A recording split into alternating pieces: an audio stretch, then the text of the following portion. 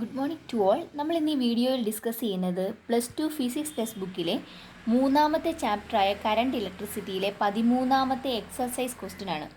Question ഇതാണ്: the number density of free electrons in a copper conductor estimated is 8.5 × 10⁻28 m⁻³ How long does an electron take to drift from one end of a wire 3 meter long to its other end? The area of cross section of the wire is 2 × 10⁻6 m², and it is carrying a current of 3 ampere. ഇപ്പോൾ question അത് പറഞ്ഞിരിക്കുന്ന ഇതാണ്: ഒരു copper conductor, അതിൻ്റെ number density തന്നിട്ടുണ്ട്, n is equal to 8.5 × 10⁻28 എന്ന് തന്നിട്ടുണ്ട്. ഇനി പറഞ്ഞിരിക്കുന്ന എന്താണ്? അതിൻ്റെ ലെങ്ത് തന്നിട്ടുണ്ട്, അതായത് 3 മീറ്റർ നീളമുള്ളൊരു കോപ്പർ കണ്ടക്ടർ, 3 മീറ്റർ ആണ് അതിൻ്റെ നീളം,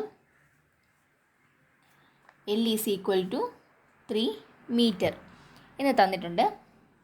how long does an electron take to drift from one end of a wire, അതായത് ഒരെൻഡിൽ നിന്ന് ഇപ്പുറത്തെ എൻഡ് വരെ പോകാൻ എടുക്കുന്ന സമയമാണ് ചോദിച്ചിരിക്കുന്നത്.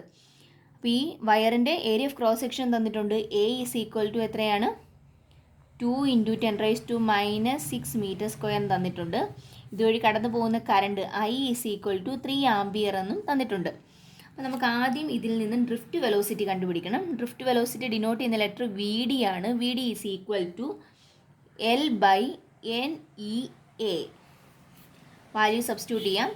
എല്ലിൻ്റെ വാല്യൂ എത്രയാണ്? 3 ആണ്. 3 ഡിവൈഡഡ് ബൈ എന്നിൻ്റെ വാല്യൂ 8.5 × 10⁻28 ഇൻറ്റു ഇലക്ട്രോണിൻ്റെ ചാർജ് 1.6 × 10⁻19 ഇൻറ്റു എ എന്ന് പറയുന്നത് 2 × 10⁻6. ഇത്രയും ചെയ്യുമ്പോൾ നമുക്ക് കിട്ടുന്ന ആൻസർ 1.1 × 10⁻4 m/s എന്ന് കിട്ടി. വെലോസിറ്റിയാണ്, ഡ്രിഫ്റ്റ് വെലോസിറ്റിയാണ്, സോ m/s എന്ന് കിട്ടി. ഇതിൽ നിന്ന് നമുക്ക് ടൈം കണ്ടുപിടിക്കാം. ഒരെൻഡിൽ നിന്ന് മറ്റേ എൻഡിലേക്ക് ട്രാവൽ ചെയ്യാനായിട്ട് എടുക്കുന്ന സമയമാണ് ചോദിച്ചിരിക്കുന്നത്. ഇക്വേഷൻ എന്ത് വരും? L/VD എന്ന് കിട്ടി. കാരണം എന്താ? Velocity is equal to displacement by time ആണ്. അതിൽ നിന്ന് ടൈമിൻ്റെ ഇക്വേഷനാണ് നമുക്ക് വേണ്ടത്. So time is equal to displacement by velocity. Displacement എന്ന് പറയുന്നത് എന്താണ്? കണ്ടക്ടറിൻ്റെ ഒരു എൻഡ് മുതൽ മറ്റേ എൻഡ് വരെയാണ് പോകേണ്ടത് എന്ന് പറഞ്ഞാൽ കണ്ടക്ടറിൻ്റെ നീളം തന്നെ വന്നു. അപ്പോൾ ഡിയുടെ സ്ഥാനത്ത് L എന്നും വിയുടെ സ്ഥാനത്ത് ഡ്രിഫ്റ്റ് വെലോസിറ്റിയും വന്നു. വാല്യൂസ് ഇട്ട് കൊടുക്കാം. L എത്രയാണ്? 3 എന്ന് ക്വസ്റ്റിനകത്ത് തന്നിട്ടുണ്ട്. Divide by 1.1 × 10⁻4 is equal to എത്ര കിട്ടും? 2.73 × 10⁻4 സെക്കൻഡ് എന്ന് കിട്ടി. അപ്പോൾ ഇത്രയും ടൈം കൊണ്ടാണ് ഒരെൻഡിൽ നിന്ന് മറ്റേ എൻഡിലേക്ക് ഇലക്ട്രോൺസ് പോകുന്നത്.